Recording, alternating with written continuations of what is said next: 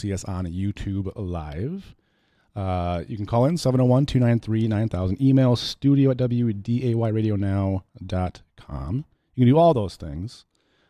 Leave comments and those type of things. We'll get to them as the show progresses. So one of the things, a big game that I was going to talk about here, it was the Dome revote. Okay, so do you live in Fargo?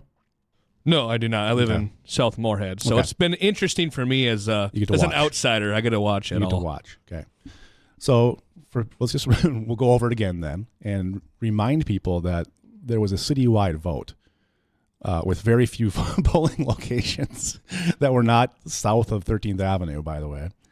So there were issues with the vote. The timing of the vote was like an off-year election, an off month. They're just praying for low turnout. It was during the winter, so you have all the snowbirds that are in Arizona, like my parents. So the vote turnout was low, which we knew it would be. And it went down, the measure, to revamp the Dome and add a convention center to it was the proposal. Okay, $150 million, somewhere in that range. I forget exactly what the number was, but I believe that was the range. And it went down, I believe 59% of people said no. And you need 60% yes for it to pass. Now, I thought that was a high number. I was surprised that only 59% of people said no, for the simple fact that it's a ton of money. And the idea of spending that on a convention center instead of, or having two votes. It should have been two votes, right? And I don't think I'm telling anybody any new information here. They put the vote together because they thought, well, people love the Dome. So if people love the Dome, it doesn't matter what else we do. As long as we say, hey, we're going to spend $90 million on the Dome, anything else we do after that is just white noise. And people won't care. Which is sneaky. We all know that is. That's not how things should be done. You should have an issue and vote on that issue. It should be a single issue. Not a, hey, do you want to revamp the Dome? And hey, at the same time, do you want to add a whole new building to it for tens of millions of dollars? Okay. That's not how we do that. And people saw through it and people voted no. Okay. That was real recently, like months ago. Like not years ago, not 12 months ago, not 18 months ago, not 5 years ago. This was like 6 months ago. All right. Even less than that, actually. And they're already talking about bringing this up for another vote. There's been articles about the Dome vote, and there have been phone calls and surveys sent out about the new Dome vote, and they're just testing the water again. Now, to their credit, the positive you could look at this is that they're thinking about, this is not set in stone yet, they're thinking about separating the vote. So it would be a Dome vote, hey, do you want to improve the Dome? Then a separate vote of, hey, do you want a convention center? Mind-blowing, right? Crazy stuff there as John Adams walks into the studio. John, we're talking about the Fargo Dome revote. How are you doing today? You would catch me as I'm trying to catch my breath walking up those steps. I'll give you a minute. I'll catch you up. We're just talking about the Dome vote and how it was real recent that it got voted down by 59%, right? Which I thought was a low number. I thought it'd be more. And you've seen in the papers and you've heard in the news that they're already asking people if they'd be up for voting again on a Dome/convention center vote. To me, it's just disrespectful. They know what the taxpayers want and think, but they're just going to keep asking, in my mind, until they get what they want. Well, then we have to be the good parents that we are, and we have to keep saying no and keep spanking them I guess you can't really spank your kids these days. Well, that's true. You know what, Tony? It's funny because I talked about it about a week ago. Yeah. Are our leaders paying attention to what we're saying and what we want? And if they're pushing this thing after a no vote in November, that says a lot, right? Yeah. That says a lot, and I hope that citizens are paying attention, Yeah. So to me, I'm like, all right, well, it is what it is. and for whatever reason they're not listening, I would think there are plenty of other things we could be looking at, of which I have no idea. So I don't want to get on here and sound like the expert, but for me, it was a no vote for me because I think there are other things that are way more important. So you voted no? Absolutely. Okay. And do you in South Fargo? Where do you live again? Yeah, South Fargo. So you had to drive north to even vote. Yeah, it was a quagmire. Yeah. But, I told my sons, listen, if you're a citizen, you vote. Yeah, for sure. Okay? Yeah, that's your right as a citizen. 100%. So. Well, I'm glad to hear that. Like I said, I just find it disrespectful. I don't know why they think people are just going to forget that they already asked this question. And then as long as they just keep needling us enough and enough and enough, that we'll just give in. They did this with a smoking ban in Fargo. Remember that? Back in the day when I was in college, you could smoke in bars, right? But then they had a vote and a vote and a vote and a vote. And on the 10th vote, it got outlawed. Now, hindsight, I'm okay with it now, right? But back then I was like, we're voting on this again? So this is the tactic I think they use to just wear us taxpayers down to say, we're going to keep bringing this up until you give us something. That's what I think they're doing here. Well, my question is, have we balanced the budget yet? No. Oh, wouldn't that seem to be at the top of the list? Is, hey, first of all, let's find out where we're going to get this money for this proposal. Why don't we start there? Well, raising taxes was what they wanted to do, right? Quarter-cent sales tax and 3% lodging fee, and there was something else in there somewhere. But yeah, I mean, that was their answer, John, was to not balance the budget, but to just raise taxes. Which again, in this economy, when people are struggling to put food on the table and to pay their rent, I mean, literally, people are getting rented out of their apartments because it's so high.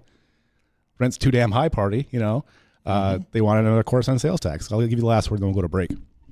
You're going to give me the last word? Yeah, you can have it if you want it. Oh, well, I came unprepared for the last word, but I'm happy to be on your show. We've talked a lot over the past couple of weeks, and it's funny, Tony and I have a lot of engaging conversations because in a lot of ways we feel the same way, but on other things we differ. And it's funny because we talk about dialogue all the time. Mm-hmm. Yep. And we can both get pretty pissy at each other. Sure. But the funny thing is, it's still conversation. And there are sometimes I see his point and sometimes he sees mine, but it's the dialogue that counts. Yep. And we talk about it. If more people just had honest conversations. Yep. That's why you're here. I just thought that it would be better to bring the listener in on our conversations and have them, and have fun that way. Yeah, well, I hope my man's got the dump button. Yeah. It's his first day with me, so 701-293. I'm not prepared for that. Yeah, well, I got one. I got a button here, too. I can dump you. 701-293-9000. Email studio@wdayradionow.com. Facebook, you can see us. YouTube Live here with John Adams. We're going to talk. What do you want to talk about? Open mic night or DEI next? You pick it. Okay. Let's hit open mic night. Open mic night on the other side of the break. We'll see you then. Absolutely.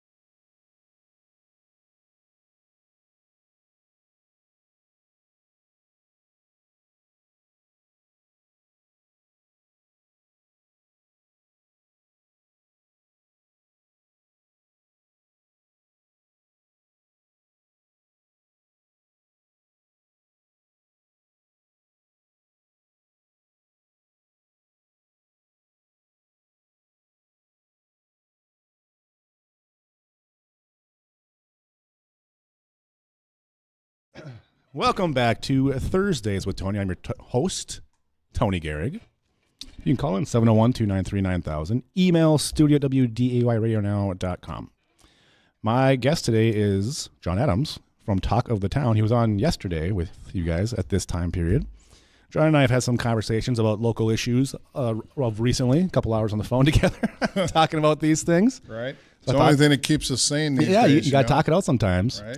Right. So, open mic night. If for those of you who don't know, maybe you don't live in Fargo, maybe you don't care, but all the commission meetings, council meetings, all these business meetings for cities and park board and school board and all these places, they are starting to have, if they don't already, periods at the beginning of the meetings where it's a free for all. You can sign up before the meeting and you can talk for 2.5 minutes, and it goes for a half hour, and you can say anything you want. Okay, common reaction from people is good, right? Because you want to be able to talk to the people who are elected. I think that's a common, knee-jerk reaction. But what has happened is, like I said, in my opinion, and John can have his own opinion, which he will. In my opinion, it's a free-for-all, and it's antithetical to good government when the meeting devolves into many times a screaming match, or people going up there and talking about how they're running for city commission, for example. You have candidates for commission who are up there campaigning for commission during a commission meeting. Or we have people going up there and talking about issues that the city of Fargo has no control over. So there has been a push by some on the commission to change the period.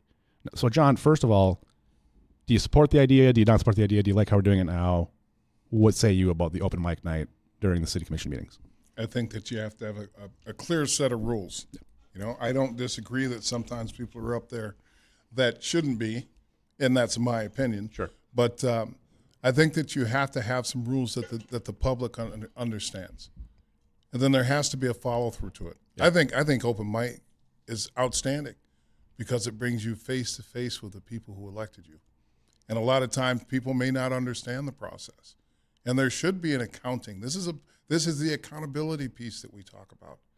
Mm-hmm. Now, people getting up there and sermonizing and running for office in there, I don't think that's the time and the place for that. Sure. I mean, you got to go out and do your legwork. You don't get a one-off by able to speak at the city council. So I think that you just put rules in place that minimize a lot of the stuff that's going on.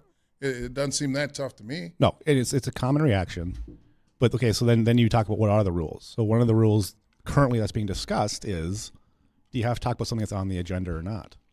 So I can see it both ways, but currently you can talk about whatever you want. And again, in my opinion, it's devolved into just like some residents, usually small minorities of people, I'm not talking about skin color, I'm talking about their ideas, right? Are saying things like, hey, what's the city commission's opinion on trans rights? Okay. What is the city of Fargo supposed to do about trans rights? As long as everyone's equal, what do you want me to say? Don't we have a commission for that? We do, and we do, quite frankly. People wanting to ask about how the city commission feels about international conflicts. Why do you care what Dave Pepcorn or Arlette Preston think about a war 10,000 miles away that we have no control over? That's just like saying, hey, how did you feel about the Roman Empire? Like, who cares what they think about that, John? Well, I think if it's important to you, you want to know where your politicians stand. I have friends that are Palestinian. Sure. And that question meant a ton to them.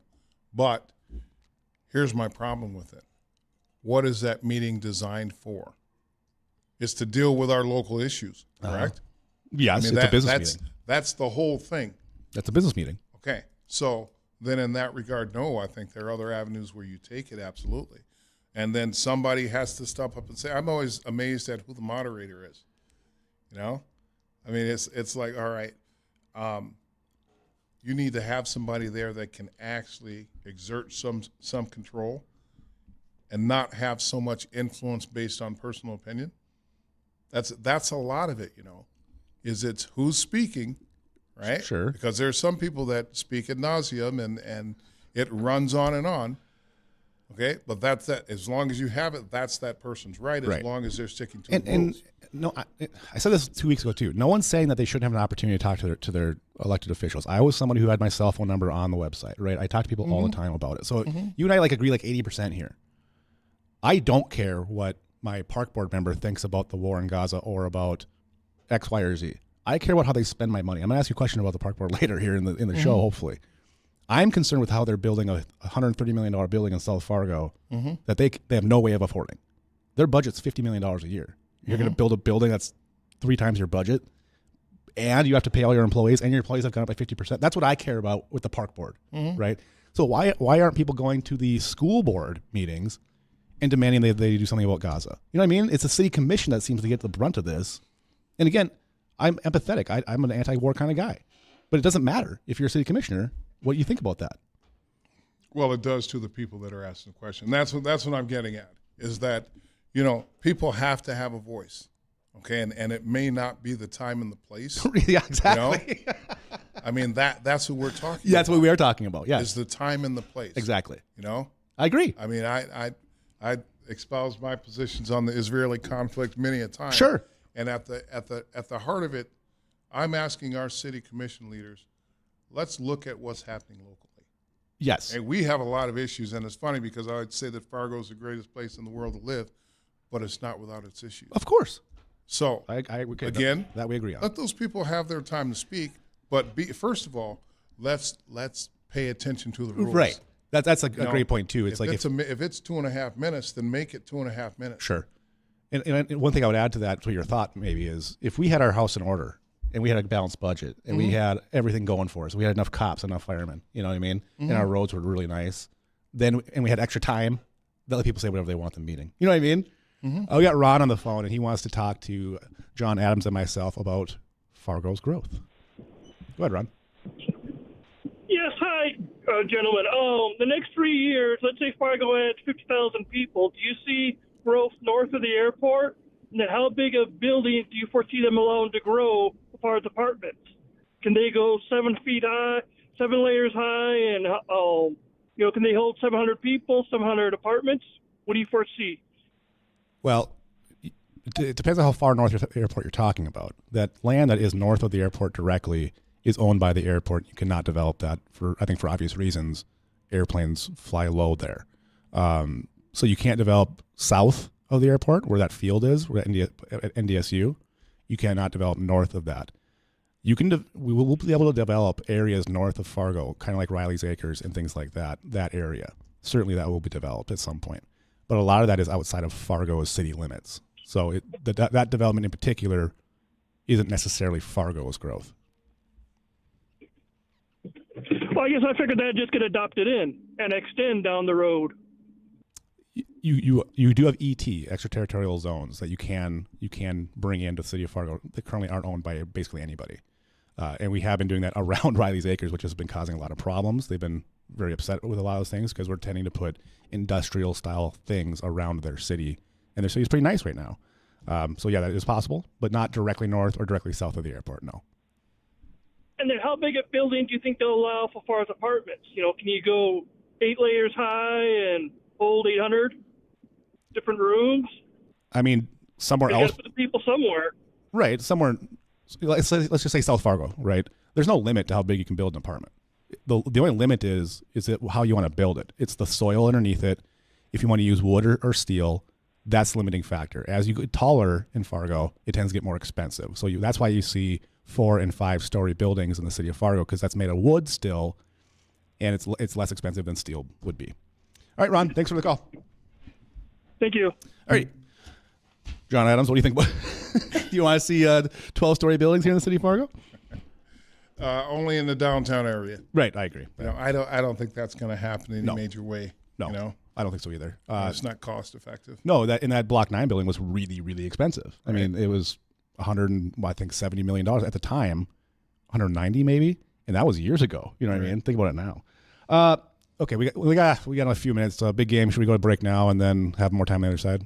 Okay. Here with John Adams, we're going to finish this discussion about open mic night, and then we'll talk about DEI on the other side of the break. Be part of the show, like Ron was, 701-293-9000. Email studio@wdayradionow.com. We'll see you on the other side of the break.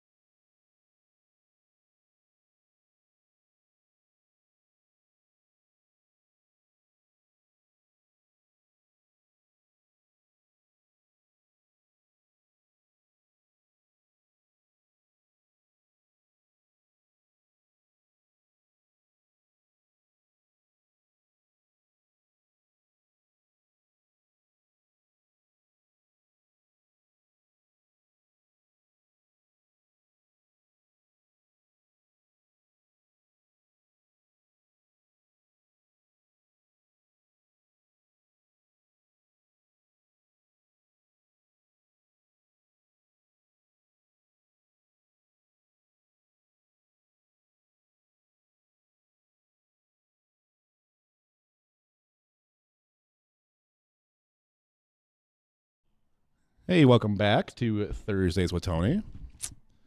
Big James is the producer today, and going forward, I think, right? Far as I'm aware, yeah. There you go. I mean, they've let me come back. It's day 3. Yeah. Or no, it's day 4, isn't it? He got it's that Thursday, isn't it? It is Thursday. He got that big pay bump to be the producer here. Yeah. John can attest. I didn't burn anything down yesterday. He was solid yesterday. I enjoyed having you on. I got some feedback that, hey, you and that guy seem to have pretty good chemistry yesterday. Yeah, he did all right. So. Well, I appreciate that. I don't know if it was a family member of yours or an actual listener, but either way, I'm going to take it as a compliment. It was one of my 6 actual listeners. There you go. There we go. We're moving up in the world. Speaking of those 6 listeners, Right. 701-293-9000, email studio@wdayradionow.com. The city of Fargo is spending $56,000 to ask a consultant about what they should do about their open mic period. In my opinion, this is a dodge. They don't want to vote on either getting rid of it or changing it. They think that anything other than leaving it alone will be unpopular for many. Therefore, they're basically pushing it on like they always do when there's a committee or a blue ribbon or a consultant coming in. They just say, well, that's what the consultant said. Therefore, we'll just do what they said because we paid them to do it, right? That's what's going to happen. And something's going to change. And they're going to blame the guy. And they're paying our money to do it. Sounds familiar. I mean, it happens a lot. Sounds familiar. Well, and what are we doing as citizens to pay attention to stuff like this? That's the part that I mean, we can't be the only 2 people in this city that see these things. But yet, I've said it before, the apathy level of our citizenry is legendary. It is. I mean, you look at what it takes to elect a city commissioner. Mm-hmm. What did you say? You got how many votes? It was less than 2,000. I think it was 1,700, something like that. Out of a population of a voting population, probably 80 or 90,000. Yeah. So it doesn't take much. The mayor got, I think, 9,000. So more people are voting for the mayor. Of course, there's less candidates for mayor, right? So of course we're gonna get more votes, but it's still 10% of the group. I'm trying to think if I know 3,000 people. Exactly. Yeah. Well, in a lot of these communities, they have large minority populations in Fargo. Mm-hmm. So you see more of those type of folks who are running because they're like, well, if I can get all my people to vote for me, I mean that's going to happen at some point. And that's why I'm for the ward system. Anyway, the 56,000 is irritating to me. And John, we first paid him 50, and then we brought him back and gave him another 6. So we did it twice. Okay, just so we were aware of that. Now with the open mic period, like you were referring to earlier, the Gaza resolution didn't pass, and that angered a lot of people. And now one city commissioner is saying that he doesn't feel safe at the meetings anymore. It is my contention that he's using this hot button issue to say he doesn't feel safe. So that we just go, oh, well, if someone doesn't feel safe, we better get rid of the thing that doesn't make him feel safe. Does that make sense? Boy, times have changed, hasn't it? Yeah. Times have changed, Who was it that somebody took a shot at him and you say, you missed me? Was that Reagan or was that Bush? The shoe? Well, there was a shoe. And then Reagan got hit, though. No. Or a balloon went off during its rally. He goes, yeah. You missed me. Big James is saying it's Reagan. Yeah, that's good. Yeah. So I mean, when you have elected officials saying that I didn't feel safe going to that meeting, that says a lot. But John, it says a lot depending on who you are. Some people will hear that and go, it says a lot about the decorum, about the city commission. And some people will say, boy, it sure says a lot about people who are elected who now are afraid of the population. So it depends who you are. You can take that either way, There are certainly people who are going to be sympathetic to Dave Pepcorn when he says that, don't you think? Or does everyone agree that it's nonsense? Well, in my circle, we think it's nonsense. I mean, how can you do your job if you're afraid to go to City Hall? That's a big part of it, honestly. I mean, he's walking around in the same space that we're all walking around in. So, I don't know, but I know that is he back if he's back working today? Oh, I don't know. I mean, so he felt safe on Monday, but he's okay Wednesday and Thursday? I have no idea. I assume he's back at work. I don't know. You got me out here espousing on things. You don't even know if the guy's working or not. Well, all I know is that he didn't go to the last meeting, right? So that's all I know. He said that he had other things. So is he afraid of commission meetings, or is he afraid of doing his job? Commission meetings is the gist, because they're talking about adding things like more security and like metal detectors into the chamber. What's the largest crowd that you've ever seen at a commission meeting? There's been a couple, probably 75, maybe. Okay. And that felt like a lot of people. Well, let's add security then. Okay. But for the 5 to 15 that show up on a weekly basis, I think that we're. Well, and one thing I've noticed, John, is they've been doing the Gaza speeches for a month or two now, whatever it's been, right? Since October probably, and after the open period, they all leave. And then you look at the crowd, and there's like 3 people in the crowd. You know what I mean? So it's like a temporary period where there's 20 more people there, and then they leave. So while it might be disruptive and contentious during that period, they don't stay there and like give you the dagger eyes during the meeting, right? They actually leave. So that's just one thing to keep in mind here. DEI. We can't gloss over the fact that you and I figured out what to do with open mic. I was going to ask you that. Sorry, I was going to ask you that. Yes. We figured it out over the break. Yes, go. And so 56,000. Yeah. Well, pay up.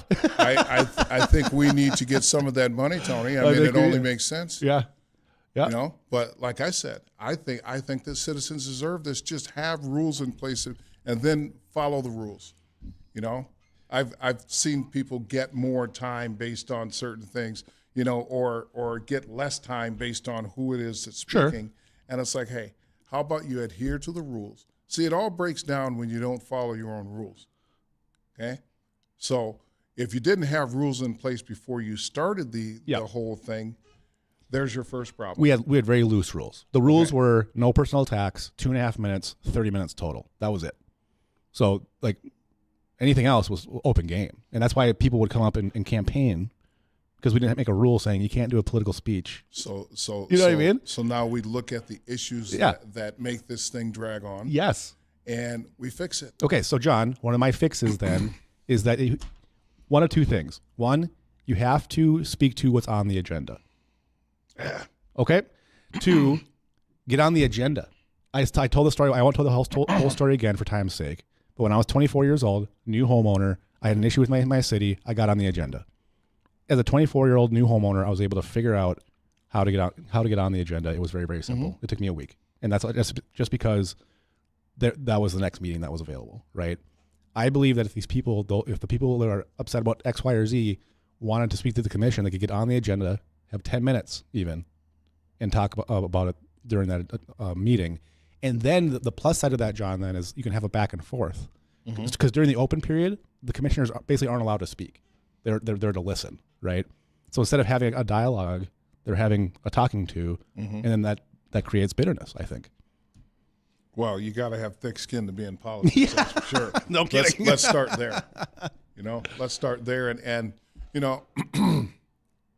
I don't know many people that go out of their way. I'm sure there are some people that go out of their way to just cause trouble. Okay?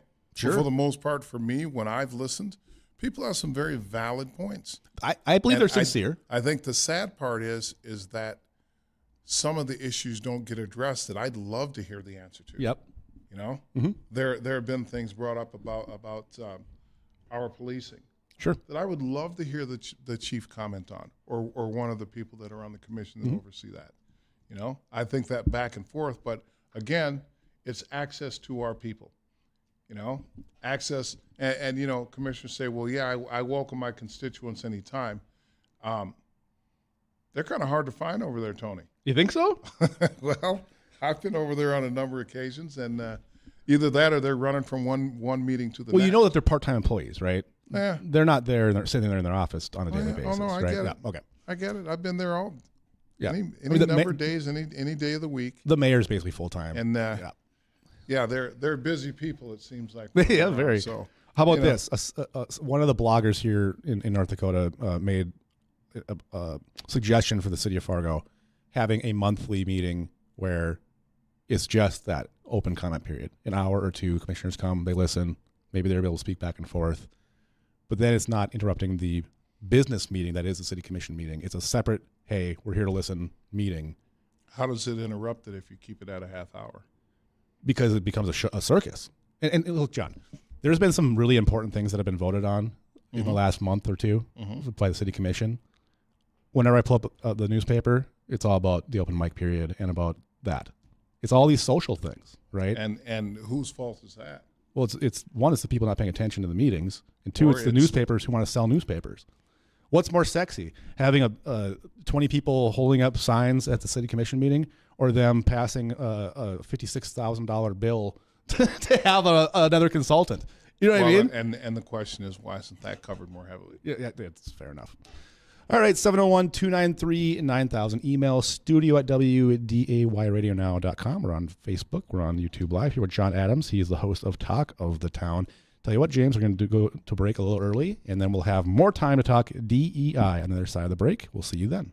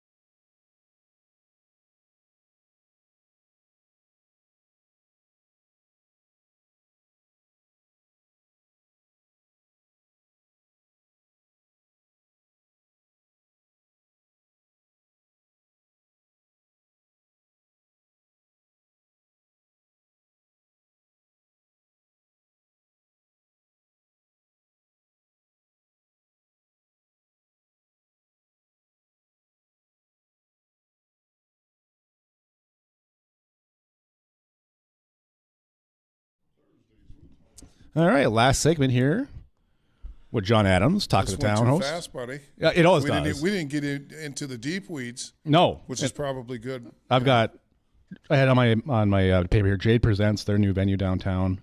Parking noise. Are there too many venues?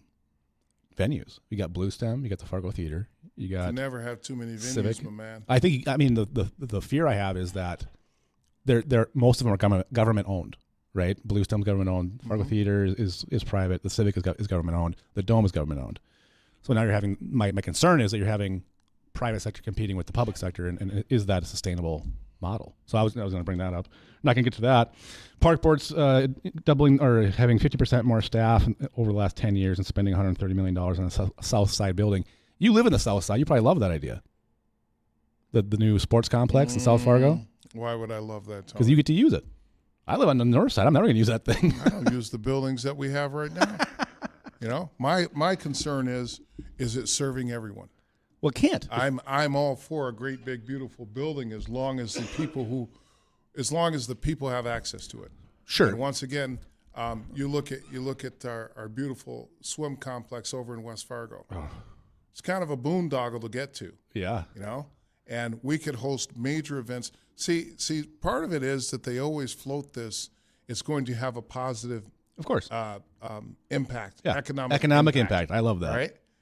And we find out after the fact, not only did it not have a positive economic impact, it's negatively affecting our bottom line. So my big thing is, okay, we built it. We've got to staff it. We've got to make money. You know, I don't understand why we're not doing things that make us money. The convention center. The Dome I get, okay? But the Dome does make money now. Huh? The Dome makes money right now. Well, that's what I'm saying, is I get it. Now, but you could see early on it was going to be a success. Okay. So I've heard that argument, and in general I agree with it. What people will say back to me, what they said back to me is, well, we have parks. They don't make any money. You know what I mean? We have sidewalks. That doesn't make any money. There's certain things the government just does that doesn't make any money. Well, yeah, that makes. When you talk about infrastructure, why would you think you'd? What make about the parks, though? What about the parks? That doesn't make any money. Should we stop making parks? No, but you know what? You know what? We're not spending $50 million a crack and $100 million a crack for these parks. Right. And have you been to a park lately? It's not like they're overdoing it on the whole park thing. Well, I mean, I think there are too many parks, quite frankly. I lived at no such thing as too many parks. Well, I'll tell you why. I lived in Fox Run, which is just south of 40th, right by the interstate here. That was my neighborhood when I was a second-time homeowner. Within a 6 blocks, so a walking radius, I had 3 different parks just within that parking radius. And if I want to get on my bike, I could find 3 more within a mile. You know what I mean? I think it's too many. I never see any kids on them. No, it's not. Yeah. You need those green spaces. You need places where people can go. You know, we have a house. You know, so we can sit at our house, we can sit in our yard, but consider the number of people that live in apartments. Yeah. You know, just because you may not see them doesn't mean that they're not using them. So, you know, that there's more of a benefit than parks than just the kids getting out and playing it. But to your point, my response back was always, if there's a business model, it should make money, right? A dome has a business model. They're trying to do certain things with that building. Right. That's a business at this point. If you have a sports complex, there are certain things you're doing inside of that business that should be making money, right? Now I see the big complex serving a privileged few. Yeah, I mean it's going to be beautiful. It's going to be big, and the Northsiders are like, we don't got anything up here, you know. So that's where I'm coming from. We got 10 minutes, so let's talk DEI. Okay, the mayor of Baltimore, who's under a lot of pressure right now, obviously, he's a 39-year-old black man, and he said that DEI is the new N-word for white people. He says, and this is not me making up, it's on video. He was on MSNBC saying it. And he says people say DEI instead of the N-word because it has a negative connotation with certain people. You know what I mean? Mm-hmm. The reason I bring this up to you is that you're someone who sees the benefit of DEI, okay, if done properly. And I think what the mayor of Baltimore is saying is that when it was brought up 2 years ago, when all this thing started, people were really excited to say, "Hey, our city is big on DEI. We're all for it, right? It's a positive for our city. We're going to do it." And then people who were against it, mainly on the right, started using that word as meaning, affirmative action, or hey, they're giving people who aren't as qualified jobs because they're trying to do this DEI thing, and it became kind of a negative tone when people bring it up. There would be a negative tone for it. I mean, people automatically have a reaction when you bring it up now. People know what it is. So do you think DEI has become a negative, even for the left, even for most people on the left who believe that it's a good thing? Do you think the word itself, DEI, has become a negative thing? Should be called something different, basically. It needs to be called, and the funny thing is, it's because it's now a buzzword. It's one of those things that people say to elicit a response. It's no different. It's funny because affirmative action and DEI aren't even close, but you hear people talking about it like it's the exact same thing. And it's the same old trope, the same old argument, well, you're going to get less qualified candidates. That's not true. But I could speak on it all day, and what will happen is people just say, well, that's not true. Even in the face of facts. We have a city commission that has no idea what DEI is, and they said last year, we're not happy with what we've seen so far. Which is why I'm bringing this up as a local issue, right? Okay. I think it is a local issue. So a year has passed, right? Almost 2. Where we were told. Well, I'm just talking about since the commission said, Arlette Preston said, we're going to do better. We're going to figure this thing out. Okay. Yep. A year later, we still have commissioners saying, well, we don't know what he's doing, or we don't understand what he's doing. And I pointed out that you can Google DEI, and you can learn what the metrics are and what you should be looking for, right? Mm-hmm. Based on that, this guy's done plenty of work. But we have, in this instance, where people are shoving it off to the side and making excuses, and a lot of times people go, oh, well, that must be what it is. So what's happening now, this mayor, for him to say that, it's just one more talking point that moves us off what DEI actually is. And I've said it before. The only reason that people aren't for it is, first of all, it shows you your blind spots, okay? It shows you what you don't do well, and nobody wants to hear that. But that's how we fix things, is we point out those blind spots and we seek ways to improve them. So you said it on the break. You said diversity isn't skin color. No, but you would think this is a black and white issue the way people talk about it. And that's why I wanted to bring it up on air here, because I think most people when they think of diversity, I think most people want diversity of thought, diversity of thinking. And I think that a lot of people think that means different backgrounds, meaning different color of people. I think they all equate it as the same, whereas people like me I think John and I could have very similar ideas, having very different backgrounds, having very different skin colors, and there's a lot of things we can agree on. But there's different thoughts. And I think that we're looking for the diversity of thought, not the diversity of skin. And I think that's where we're losing people. Well, it's funny, but unless you have something to gain or lose, a lot of people could care less about this. Yeah. Okay? But the people who are up in arms feel like they're losing something. Yep. Well, I don't know. I guess you could say the United States was founded on DEI because we take everybody, right? That we had a very diverse, if you looked at like the founding fathers, we had very diverse thoughts on how the government should be run. I mean, that's exactly what DEI is making sure that everybody has the opportunity. I think the left screwed up and made it a buzzword. Okay. That's what I think.